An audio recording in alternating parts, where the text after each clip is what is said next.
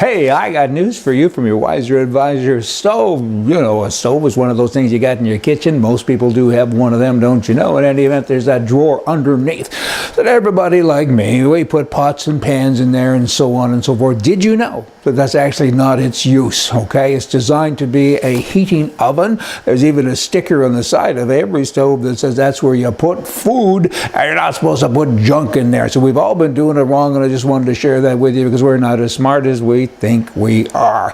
Hey, it's actually meant to be a warming drawer. As said, you may notice this message. As said, the warming drawer is designed to keep hot foods at serving temperature. Always start with hot food and so on. Do you know one person who uses it for that?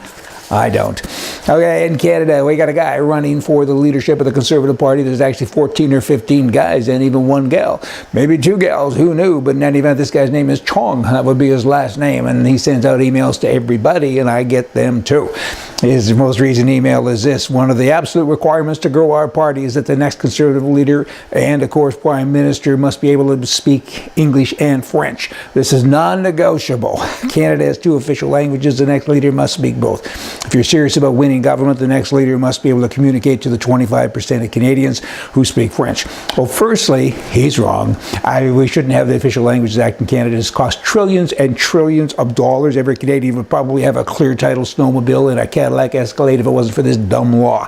It doesn't make any sense. I think 5% of all Canadians actually don't speak English, and he's goofy and he's all mixed up. And you know, if you can speak another language, all power to you. I think that's great. But in terms of having a law and in terms of making statements like that, I mean, that's counterproductive. Where's the trillions of dollars coming from? Oh, from us, taxpayer. And you're a conservative? Not so much. Did you know in Canada that the federal government guarantees the default risk for the bank's mortgage loans?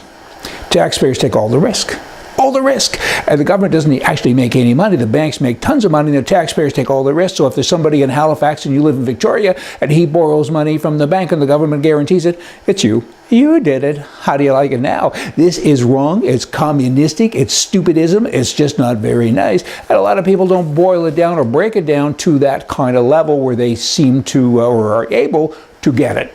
That it's them. It's taxpayer money. I'd like to repeat that a whole bunch of times so we all do get it and understand it. Governments come out and say, we'll guarantee the mortgages of all these people, and everyone is doing it. So when there's a crisis and your taxes go up because banks lost money, and they don't really lose money, these little pikers, that's another story I could share with you. It would take me all day about what banks do and don't do. In any event, let me go further and ask you this question. If I took $500 from you and I gave it to someone else, how would you feel about that? I'm just going to take it out of your pocket and go give it to Bombardier or some other big company, call it corporate welfare. Would you like that? Of course you wouldn't. The government does that as well. So they guarantee all the house mortgages, they give all the money to the big companies, it all comes from you, the taxpayer, and then you complain that you pay so much in taxes, and then you mostly go out and vote Liberal or NDP. Duh. Kind of a big disconnect there, don't you think? You got to vote right, because politically right is right and left is wrong. Trudeau. In Canada, I'm on a Canada kick here today. I mean, this guy is out of control anyway. He's dumb as a duck. He guaranteed, or approved rather, $42 million recently for Honda. Honda, they make billions of dollars a year, corporate welfare. He just approved $42 billion, or $1 million for them. If you want to support them, Trudeau, I mean, go buy a Honda Civic and drive it around. Good bloody grief. You know, if it wasn't for double standards, Liberals wouldn't have any standards at all. Y'all come back here tomorrow, get a more for you from the right. See ya.